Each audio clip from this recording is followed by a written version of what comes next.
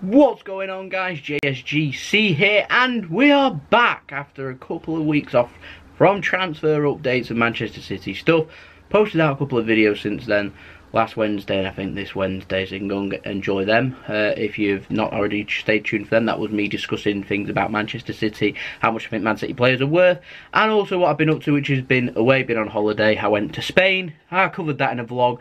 I will leave the link to that at the end of this video if you want to go and check that out, because I had a fantastic time. But I'm back now. We're back to normal, and we've got plenty to discuss in this transfer update. If you're interested in all things Manchester City, by the way, don't forget to subscribe with your notifications on. We're going to crack on with the ins at Manchester City. First thing is first, we've not actually covered the Jorginho saga. That has come to an end. He's completed his £57 million move to Chelsea. It's nearly £9 million more than what Manchester City were going to pay.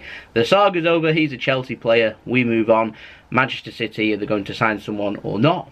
We'll have to wait and see. We're going to cover that in a moment. Now, Manchester City do want Kovacic, so Mateo Kovacic of Real Madrid. However, Real Madrid have said they wanted around £80 million. Some reports have said that you can get him for around £45 to £50 million. Others are saying £80 million. Man City are finding it too expensive at the moment and aren't pursuing that for now. Another option for Manchester City is Pjanic of Juventus. However, they're wanting around £70 million, £75 million. And again, it's too expensive. Manchester City aren't going to pay it, not at this moment in the window. So Man City are looking at their options. And so one option for Manchester City is to use Fabian Delph in defensive midfield to back up with Fernandinho, and obviously drop Gundogan a little bit deeper if needed. If that is going to happen, then realistically, Man City, they've got to look at least one more player. They're going to use Delph in midfield rather than in defence. I'd love for us to go and sign a defender instead. So predominantly we're looking at a wing back, a left back to back up with Mendy. We don't know how fit Mendy is, so I'd love for us to go and sign someone that can go and play there. But news is that Zinchenko wants to stay at Manchester City, and Wolves have pulled out of that. So Zinchenko might stay and Delph might move to the centre midfield if Man City can't find any options, which I'm completely fine with. I mean, this squad did fantastically well last season.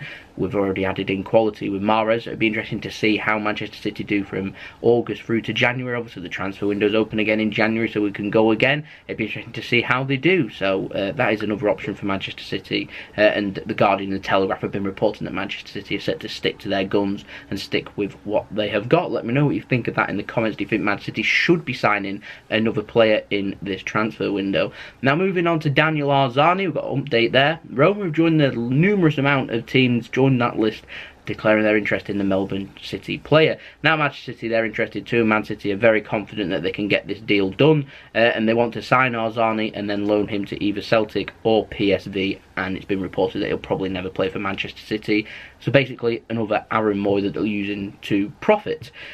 Also in the news, Manchester City have signed a player, so not the signing that we're looking with money, but they have confirmed the signing now of Claudio Gomes. He's turned 18, obviously on July 23rd, and Manchester City confirmed him as a player yesterday. He'd been in training with the Man City squad over in the USA for the past few days, just confirming basically who he is and why he's there, but he is a Manchester City player, so there's another player we can add to our list, and it'd be extremely interesting to see how and what Manchester City use Claudio Gomes, because he's signed for Man City rather than stay with PSG for the promise that he'd be promoted to the first team, so it'll be interesting to see if he is promoted to Manchester City's first side and what role he'll play for Manchester City in the coming season. Is he going to be seen as Man City's option in midfield?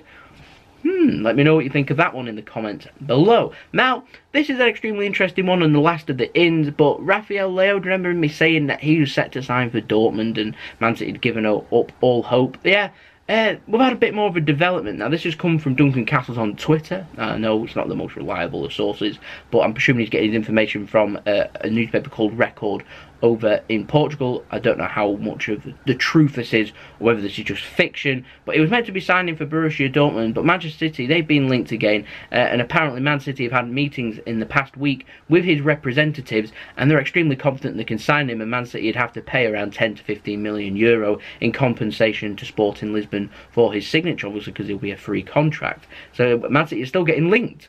And it could well become a Manchester City player, so we might not be looking at that central midfield or defensive player that we've been getting linked with, but we might be signing a couple of younger players. And also another thing to keep an eye out for is Man City promoted Erik Garcia. Now, I think he's the under-18s captain. He's been playing quite a bit for Manchester City in pre-season, and he's looked phenomenal there is an option for Manchester City now to promote him to the first side if they wanted to. Is it too soon? Perhaps next season? Perhaps so. In my opinion, though, it gives Man City an option if they wanted to loan Toshin Adarabayioyo out now and promote a cover there with Erik Garcia, because he's looked absolutely superb in pre-season when I've seen him. So, yeah, another option there for Manchester City. Moving on to the outs. First up, Yeboah. He has signed a 3-year deal for free for Spanish side CD Numancia, so good luck to you in your move. He's got himself a permanent move there. Next up, so it's Mix Diskerud. I hope that's the name, that's how you say his name, but he is signed for South Korean side Ulsan Hyundai. His Manchester City's commercial signing is on a year-long loan, so good luck to Mix, although we're never going to see him in a Manchester City shirt. Next up, Isaac Buckley-Ricketts. He is signed for Peterborough on a permanent move for an undisclosed fee. Good move for Isaac, so good luck to Isaac on his move. Next up, Aaron Neman of Manchester City. He's currently having a trial at Bradford City. No word on how he's got on in his trial, but he is currently on trial there. Another confirmed transfer, Erik Sarmiento. He has returned to Espanyol. He's been at Manchester City for a couple of seasons because we signed him from Espanyol, and now he's gone back to Espanyol on a permanent basis for a free contract.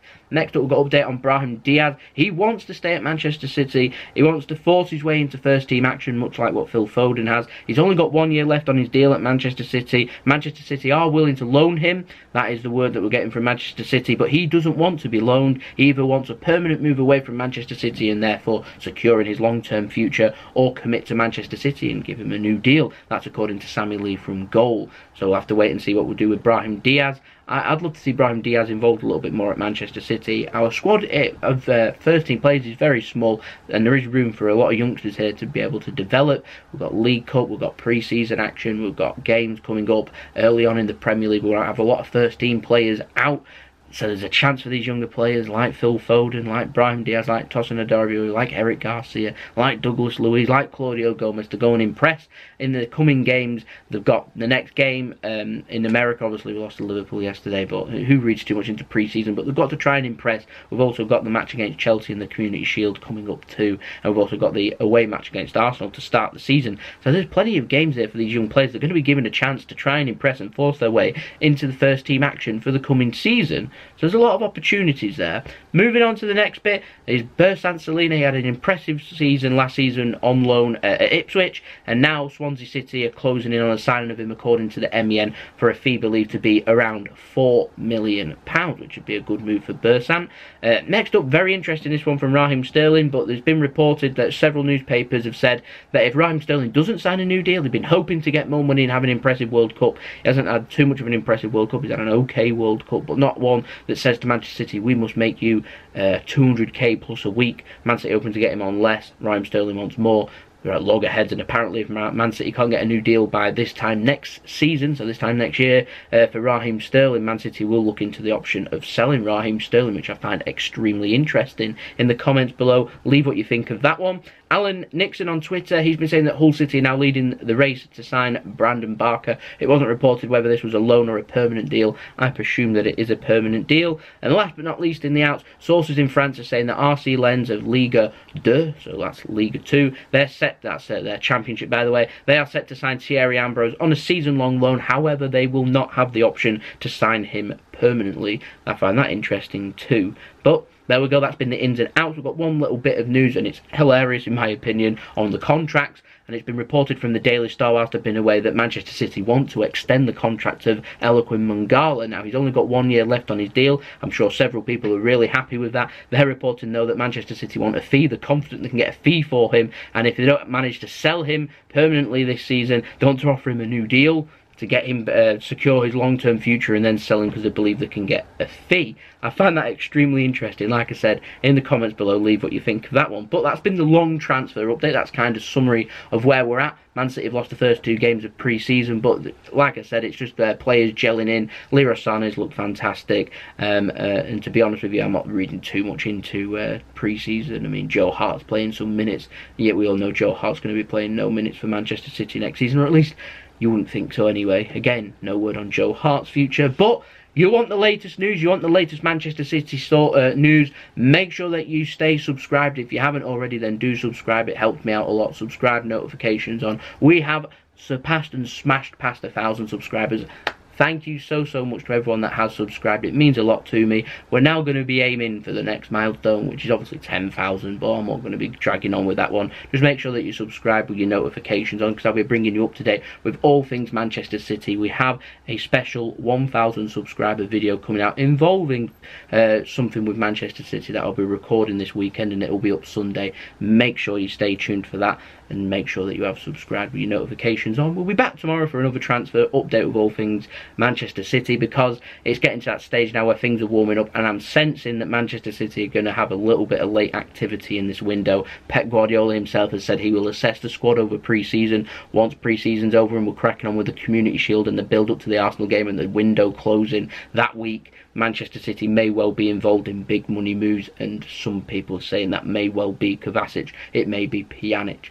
We will wait and see. You'll be the first to know on this channel. So make sure you subscribe, notifications on. Don't forget to leave a big thumbs up if you did enjoy the video. Links to my social media there in the description below, along with my email if you want to hit me up with any business enquiries. I'll leave links to my brother's channel, Mixed, doing mixology drinks. I'll leave links up to my second channel, JSGC Gaming. Make sure you go and like and subscribe over there if you wish. Check out my other videos. I'm going to leave a link up to whilst I've been away, my vlog in Spain. You want to go and check that out if you're interested. And I'll see you all again tomorrow. So it's been JSGC. It is fantastic to be back. See you all again tomorrow. Peace. Ciao for now.